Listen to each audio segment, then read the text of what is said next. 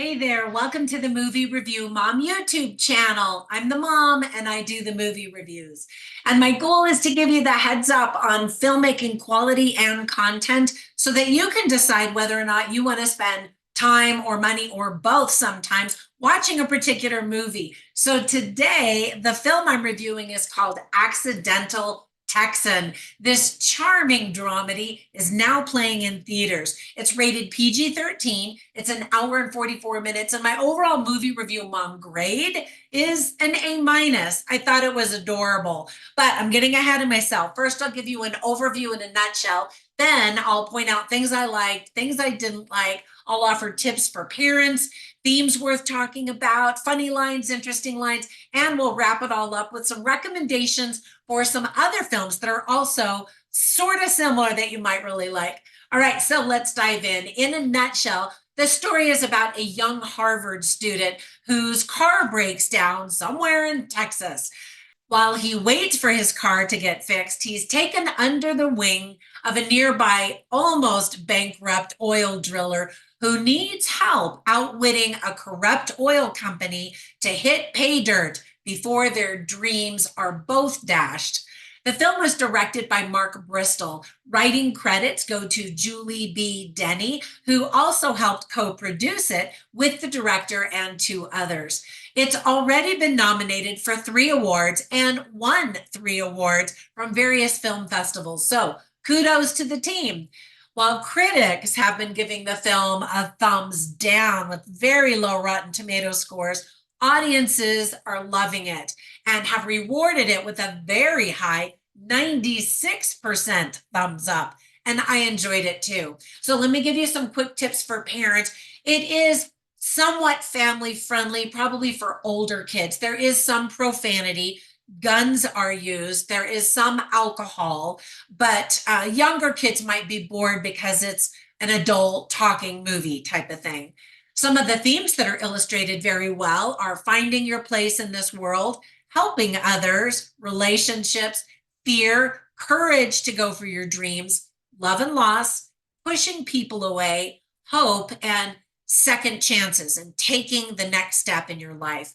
So there were a lot of things, obviously, that I really liked about this film. First of all, Rudy Pankow, I don't know if it's Pankow or Pankow, but anyway, he is a young actor who is now on my radar. He's been making quite a name for himself. And in fact, I just reviewed another movie that just came out that he was in called 5 Pounds of Pressure. I'll queue up that movie review right after this one so you can kind of get a taste. The two are very different movies, and wow, the characters that he plays in the two films couldn't be more different, which is impressive. I really didn't even recognize him at first in this movie just because he looks a little bit different, but his personality is very different. He plays in this movie a very believable fish out of water Harvard student trying to fit into a small town in Texas. And then I've been a fan of Thomas Hayden Church ever since he was a young actor in the popular TV show Wings. Did you ever see that? It was adorable and charming, and he's perfect in this role.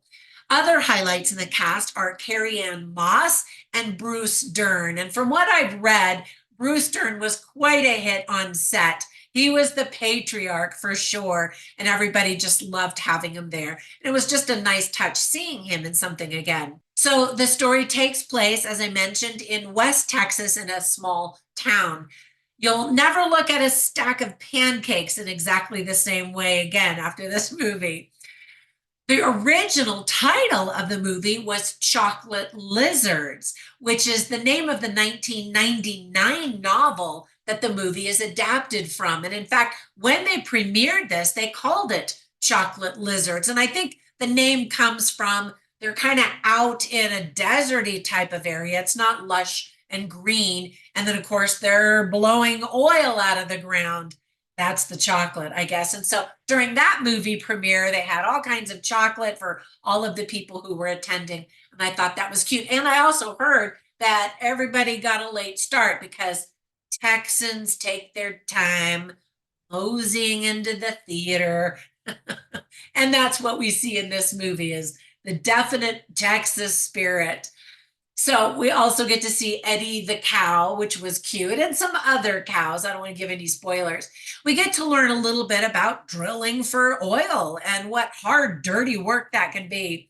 At the end of the movie, we see that the film was dedicated in loving memory of Austin Denny, who was related to the screenwriter Julie B. Denny.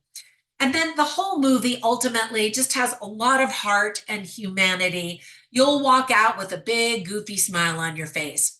Now, with all of that praise, there were just a few things that I didn't like or just thought could have been done differently or better. For example, you definitely see the overly dramatic ending coming by a mile with this very predictable story. However, it's still really fun to watch, and I didn't mind so much.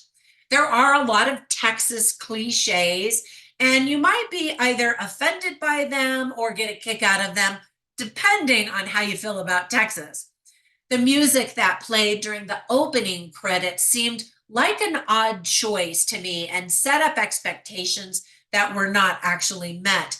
The tone of the first few scenes in Act One are very different from the rest of the movie. And I guess they're just trying to paint a picture, but we never see that element of the movie again. Sometimes it's hard to understand exactly what people are saying in the outdoor scenes when the noisy drilling rigs are going and they're yelling, and you're like, what?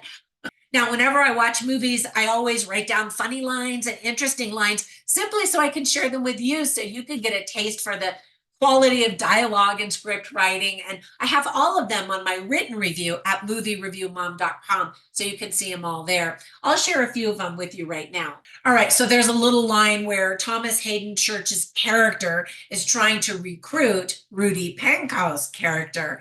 And so he's saying, oh, we got to do this and we got to do that. And then Rudy's character says, is this even legal? And without even batting an eye, Thomas Hayden Church's character says, nope. So he recruits this new young buck to join this oil rig team. And as he's introducing everybody, a character named Mule says, death can come from anywhere at any time. Welcome aboard. And this young guy is like, what did I just get myself into? And then he says to himself, I deserve this, because he's just like, wow, where did I go wrong? And then there are some wise, interesting lines. For example, Thomas Hayden Church again says, the thing about life is you think you're going to have someone as long as you live, and one day they're just gone. So one of the themes of the story is love and loss. He was married, had the love of his life, and assumed he was going to grow old with her. He also talks about his father who planted this big pecan tree. I think he said it was a pecan tree. And he thought that his dad was going to live forever for the rest of his life and, enjoy that pecan tree. And so there's that sense of loss, and he's a little lost himself. But some things happen, so I don't want to give any spoilers. And then there's another element of a conversation.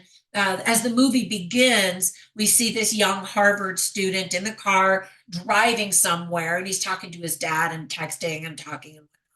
And then he shares with Thomas Hayden Church's character that he really has a hard time communicating with his dad. And so Thomas Hayden Church's character gives him pep talk and tries to teach him some wisdom. And he says, tell him that. You might be surprised how much he can hear.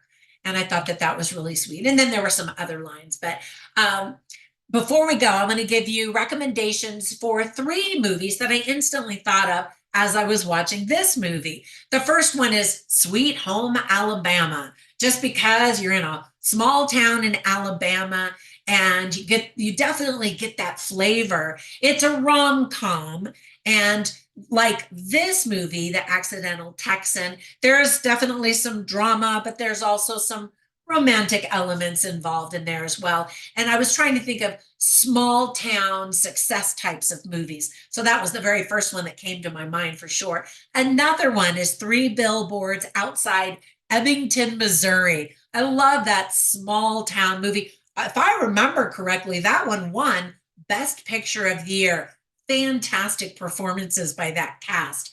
And then another movie about a small town involving drilling for oil is called Promised Land. Not to be confused with another movie called The Promised Land, but Promised Land has some really good moments. And like this one, The Accidental Texan, it's kind of big corporate greed versus small hometown type of people and that kind of thing. So very similar, different story, but similar environments. Anyway, I hope that you enjoy not only this movie, but my review. And if you did like it and found it to be helpful, give it a thumbs up or comment down below or subscribe. You know the drill. All of those are free actions that you can take that help my channel to grow while I try to save people time and money. Have a fantastic day, and I'll catch you in the next one. Bye for now.